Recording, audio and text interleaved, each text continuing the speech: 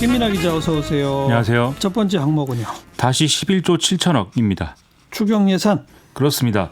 오늘 국회 예결특위 3당 간사가 추경 규모를 원안 수준인 11조 7천억 규모 유지하기로 합의를 했는데요.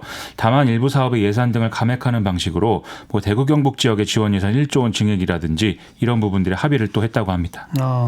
뭘 줄이고 뭘 늘리고 어떻게 한 거죠?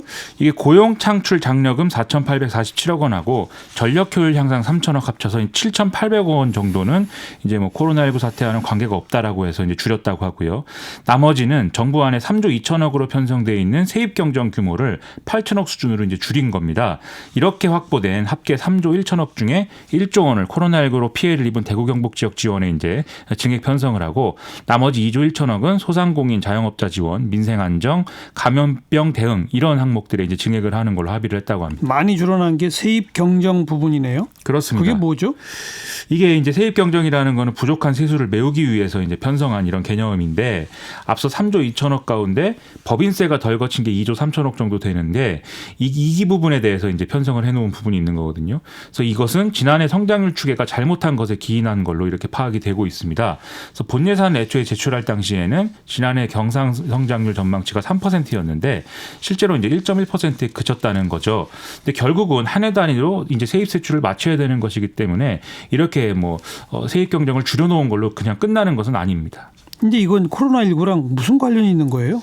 그래서 이 세입 경정이라는 거는 사실 앞서 말씀드렸듯이 세입 세출에 이제 맞추기 위한 그런 개념인 것이지 코로나19 사태하고는 직접적인 이제 관련은 없는 것이죠. 그래서 이번 합의는 좀 이런 그 예산상의 어떤 이런 부분은 빼고 코로나19와 관련된 어떤 대목에서만 합의한 걸로 보면은 되는데요.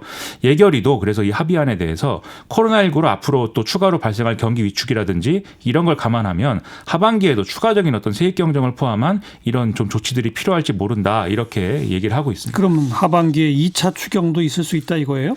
그런 취지로도 해석을 할 수 있는 얘기인데 문재인 대통령이 어제 수도권 방역대책회의에 참석을 해서 이 코로나19 대책은 이번 추경 한 번으로 끝나지 않을 수 있고 상황이 오래가면 제2, 제3의 대책이 필요할 수 있다 이렇게 얘기를 했거든요. 그리고 문재인 대통령이 오늘 국무회의에서도 지금이 2008년 금융위기 때보다 심각한 상황이라면서 대통령이 직접 주재하는 비상경제회의를 통해서 특단의 대책과 조치들을 신속히 결정하고 강력하게 대처하겠다 이렇게 얘기하면서 추경은 끝이 아니라 시작이다 이렇게 얘기를 했습니다. 예. 따라서 어떤 방식으로든지 5월 국회나 아니면 하반기 들어가서는 이제 추경 예산 논의가 있을 걸로 이렇게 예상이 되는데요. 다만 홍남기 경제부총리는 오늘 국회에서 2차 추경을 벌써 논의하는 것은 바람직하지 않고 일단은 금융시장 안정대책을 포함한 종합대책을 꼭 발표할 것이다라고 얘기를 했습니다. 여당에서도 6조 7조 더 추가해야 된다 막 그랬었는데 결국은 정부가 낸 그 수준을 그대로 유지했잖아요. 그렇습니다. 그 이유는 뭘까요?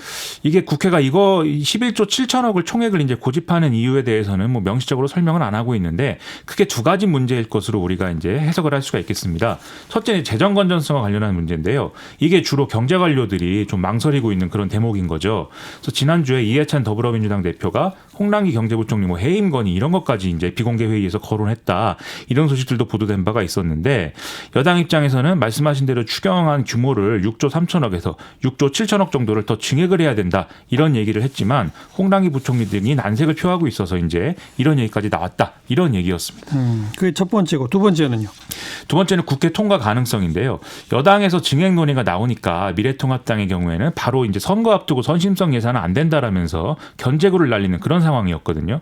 따라서 정부 여당으로서는 지난 정부에서 메르스 사태 때 추경안을 11조 2천억 편성하지 않았느냐 이 점을 근거로 해서 이것보다 좀 많은 수준에서 합의해 달라라는 취지의 논리로 야당을 설득할 수밖에 없었을 것이다. 좀 이렇게 보는 대목이 있습니다. 그래서 그 결과가 이제 총액은 유지하되 세입 경정을 줄이고 대신 세출을 3조 1천억 늘리는 절충안이 된 거다. 이렇게 볼 수가 있다는 것이죠. 합의했으면 이제 곧 처리되나요?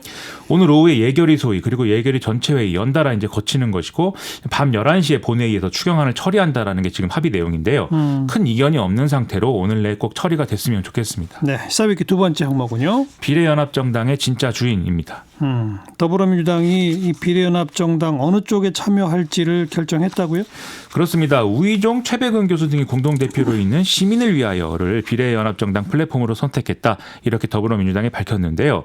더불어민주당 외에 기본소득당, 시대전환, 가자환경당, 가자평화인권당 등의 4개의 세력도 여기에 참여하기로 했다라고 합니다. 처음에 얘기됐던 건 그 정치개혁연합 그쪽 하승수 변호사 주도 거기 아니었어요? 그렇습니다. 이 더불어민주당은 애초에 이제 정치개혁연합하고 얘기를 하면서 시민을 위하여 측하고 통합을 주문을 했었는데 지금 논의에 진전이 없어서 일단 개문 발차가 불가피했다라고 밝히고 있는데 비례 후보 등록 일정은 매우 촉박해서 창당 등록과 정당 교부증을 받은 지금 유일한 플랫폼이 시민을 위하여여서 여기를 선택한 것이 합리적이다라고 판단했다 이렇게 얘기를 하고 있습니다. 그러니까 정치개혁연합은 아직 창당 등록이 안 됐군요. 그렇다는 겁니다. 시민을 위하여가 먼저 됐군요. 그렇다는 얘기인데 그리고요. 이게 이제 이유의 전부가 아니라는 것 역시 우회적으로 밝히고 있는 게 그러면 뭐 어떤 이유가 있다는 거예요? 첫째로 정치개혁연합이 자체 정당화될 수 있다는 우려를 지금 갖고 있는 것 같습니다. 그래서 언론에 인용된 더불어민주당 관계자의 발언을 보면 정치개혁연합은 자체 비례대표 후보도 내려고 하고 선거가 끝난 뒤에도 당을 존속하겠다는 입장인데 이건 이제 선거연합이 아니라고 봤다 이렇게 주장을 하고 있다는 건데요. 애초 구상대로면 당선된 비례대표 의원들이 선거 끝나고 자기 당으로 돌아가야 되는데 네. 어제 법원 결정으로 이른바 비례대표 셀프 제명이 어려워진 상황에서 지금 미래한국당과 같은 일이 또 일어나지 않으리라는 법이 없다. 뭐 이런 얘기이기도 하고요. 그리고 또 최근에 정치개혁연합 창당을 추진하는 측하고 더불어민주당 사이에 뭐 주도권과 관련된 논쟁 이런 것들도 오고 갔기 때문에 이런 점에서 좀 불편한 심기가 있었던 것 같습니다. 그리고 무슨 이념 문제, 뭐 성소수자 문제 이런 얘기가 거론되는 건 뭐예요? 이 윤호중 더불어민주당 사무총장이 기자간담회에서 이 언급을 한 건데 이념 문제라든지 성소수자 문제라든지 불필요하고 소모적인 논쟁을 일으킬 수 있는 정당과의 연합에는 어려움이 있다고 판단하고 있다. 이 얘기였습니다. 여기서 이념 문제라는 건 과거 통합진보당을 주도했던 인사들이 이끌고 있는 민중당을 얘기하는 거로 해석이 되고요. 성소수자 문제는 녹색당 비례후보 6번 후보가 지금 성소수자라는 점을 문제 삼고 있는 것으로 해석이 됩니다. 예. 즉 민중당, 녹색당하고는 같이 못한다 이 말인가요? 이 정확히 말하면 색깔론이 제기될 것이 우려돼서 민중당하고는 함께 못할 것 같고 녹색당의 경우에는 성소수자 비례 후보 문제를 해결을 하면 나머지 대목에 대해서는 선거연합을 고려할 수 있다 이 얘기인 건데요. 네. 이 정치개혁연합의 경우에는 이런 문제와 관계없이 두 조직의 참여를 인정할 수 있는 이런 플랫폼이기 때문에 그래서 이제 시민을 위하여를 선택했다 이런 얘기가 지금 되고 아마 있습니다. 더불어민주당 입장에서는 자기 당을 지지하는 사람들한테 정당 투표는 요 비례 당으로 해주세요라고 호소해야 되는데 그렇죠. 민중당 또 녹색당 일부 후보 함께하면 그 지지가 다 안 올 수도 있다 이런 걸 두려워하는 것 같네요. 그렇습니다. 그런 생각으로 보이는데 이게 전체적으로 모양이 좀 안 좋은 것도 또 사실인 것 같습니다. 이렇게 시민사회의 어떤 제안을 수용하는 게 아니라 더불어민주당이 이제 상대를 선택해서 그냥 비례정당을 만드는 것에 좀 더 가까워진 모양새이기 때문인데요. 예. 지금 더불어민주당이 비례정당을 정당화하는 논리의 핵심은 소수정당의 원내 진출을 용이하게 하는 이 선거법 개정의 취지를 살리겠다 이거 아니겠습니까? 그렇죠. 근데 지금 상황은 더불어민주당이 상대가 되는 대상이 되는 조직과 의제를 이제 취사 선택하겠다는 뭐 그런 형태가 되겠다는 거니까 명분이 좀 더 훼손되고 있다 이런 네. 비판이 나올 수 있겠습니다. 어쨌든 근데 자기들이 맨 뒷번호로 가고 앞번호에 앞에 얘기한 뭐이죠? 오늘 뭐 4개 정당이 함께 한다고 그런 게 기본소득당, 시대전환, 그렇죠. 가자환경당, 가자평화인권당이라고 합니다. 그런 쪽들이 앞번호를 차지하고 이런 원칙은 깨면 안 되겠죠. 그렇습니다. 그것까지 깨면은 정말 비판이 커질 것 같습니다. 수고하셨어요. 고맙습니다. 김민아 기자였어요.